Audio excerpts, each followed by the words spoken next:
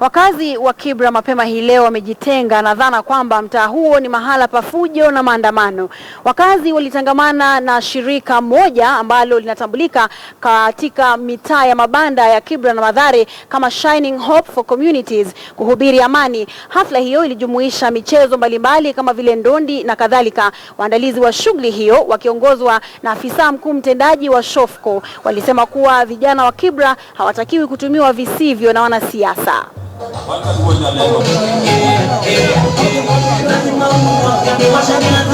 We want to show the world that we can make peace. When Kibera burns, Kenya burns.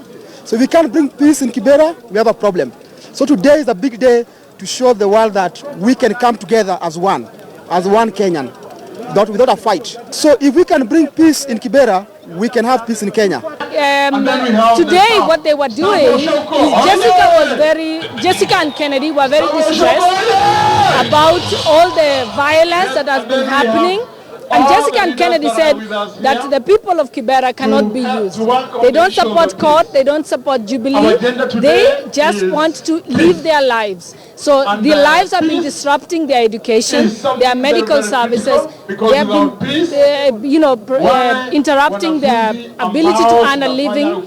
And so today it's a peace rally because we said that the Kibera people cannot be used when other political players want to play their game. And that is why today we said Kibera is for peace. Kibera is not people to be used. And that is our mission today.